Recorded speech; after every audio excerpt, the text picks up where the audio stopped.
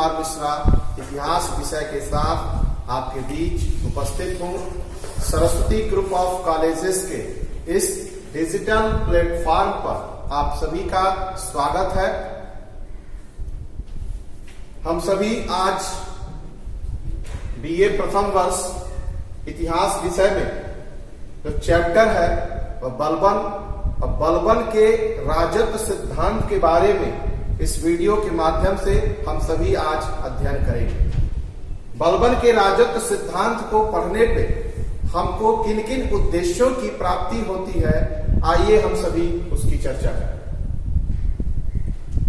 पहला जो पॉइंट है, बलबन के राजत्व सिद्धांत के बारे में हम सभी जान सकेंगे। दूसरा जो पॉइंट है, राजत्व सिद्धांत में प्रयुक्त होने वाले सिजदा और पायगोश के बारे में हम सभी जान सकेंगे।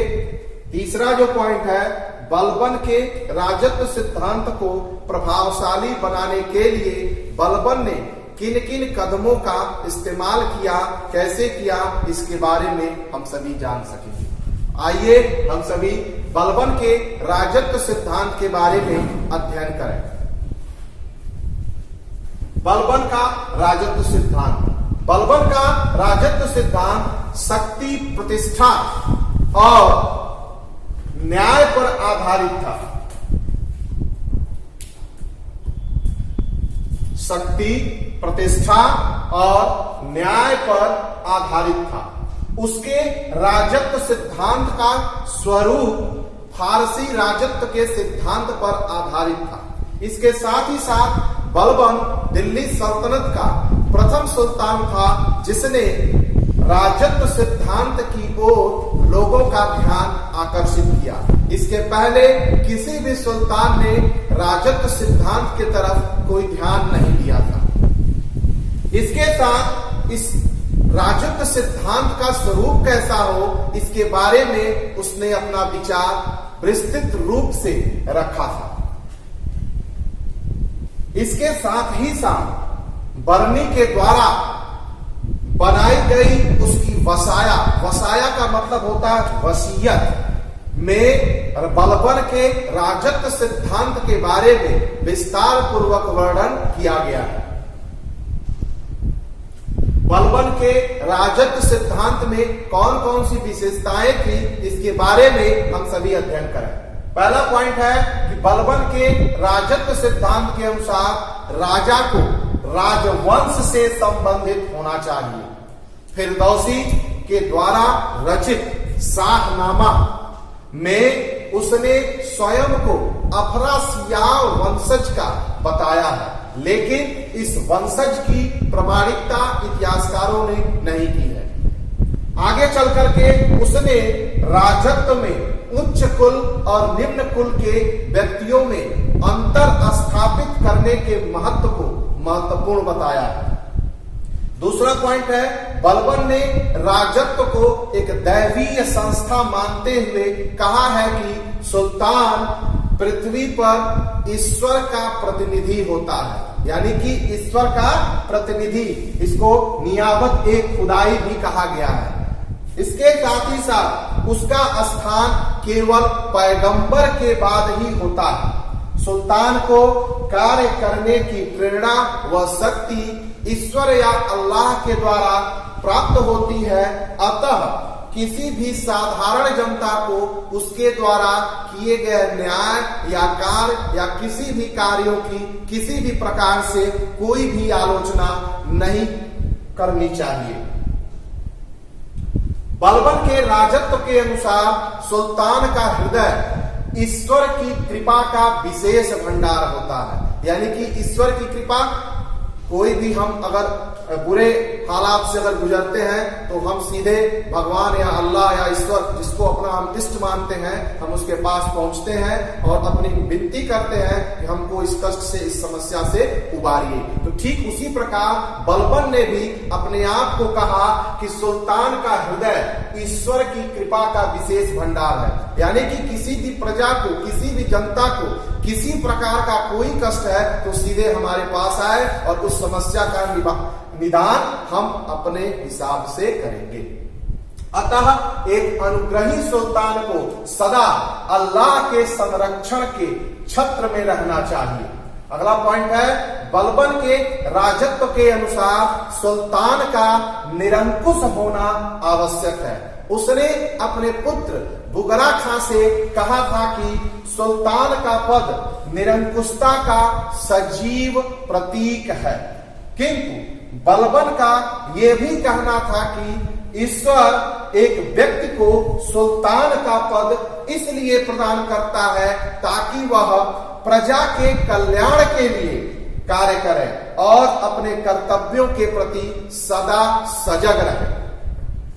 बलबन ने भव्य दरबार, दिखावती मान मर्यादा व सुल्तान की प्रतिष्ठा को राजत्व के लिए आवश्यक माना। उसने कहा कि सुल्तान का जो स्वरूप होना चाहिए वह वैभवपूर्ण होना चाहिए, दिखावती होना चाहिए, उसके आसपास लंबे लंबे 7-7 फीट के बलिष्ठ भुजाओं वाले नंगी चमचमाती हुई तलवारों को लेकर के उसके आगे पीछे खड़े होने चाहिए, जिससे दूर से ही लोगों को लगे कि हाँ कोई व्यक्ति, कोई सुल्तान या कोई राजा खड़ा है और वह गुजर रहा है या उसका आगमन हो रहा है। तो साम्राज्य में एक भय का माहौल भी बनना चाहिए। ये उसके राजत्व सिद्धांत का एक अहम हिस्सा भी था।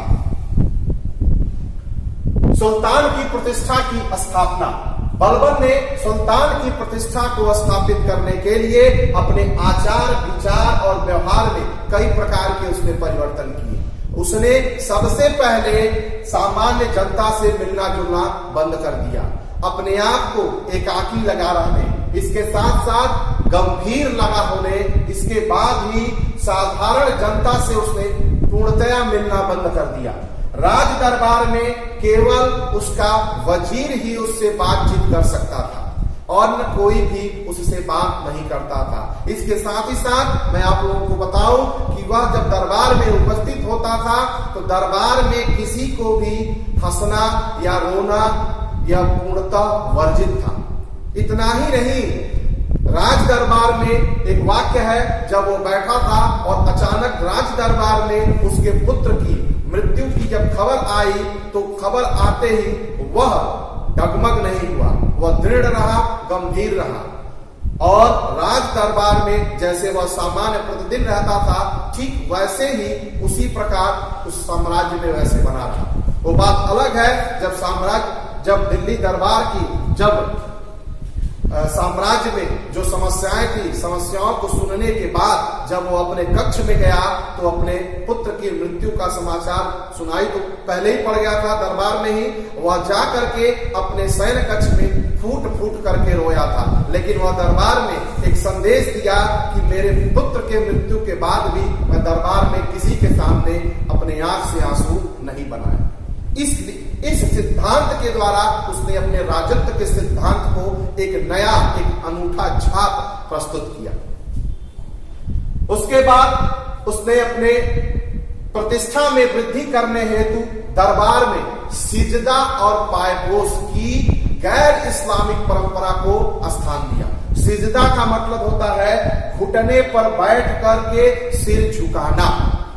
पायबोस का मतलब होता है लेट कर सुल्तान के चरण को चूमना। तो सिजदा और पायबोस की परंपरा अभी तक किसी भी दिल्ली सल्तनत के सुल्तान ने नहीं प्रारंभ की थी। उसने यानी कि बलबन ने इस परंपरा को स्थान देने का कार्य किया। इसके बाद उसने उच्च वेतन प्राप्त तथा भय जागृत करने वाले नंगे नंगे चमचमाती हुई तलवारों को लिए हुए अंगरक्षकों की नियुक्ति किया। इसके साथ ही साथ दिल्ली सल्तनत की स्थापना के लिए उसने संपूर्ण राजसी वैभव और उपकरण के साथ ही वह दरबार में उपस्थित होता था। अपने निजी सेवकों के सामने भी वह पूरे साज और सज्जा के साथ पोशाक, मुकुट और मोजे धारण करके ही वह उपस्थित होता था।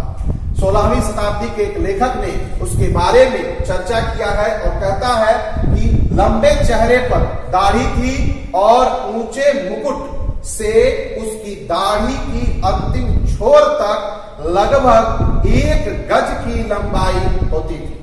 भय जागृत करने वाले अंगरक्षकों को नियुक्त किया। ने उस इसके साथ ही साथ वो सभी सुल्तान के चारों तरफ खड़े रहते थे। साम्राज्य में फारसी परंपरा को कायम रखने के लिए उसने गद्दी पर बैठने के तुरंत बाद अपनी दिनचर्या व अपनी आदतों में परिवर्तन किया।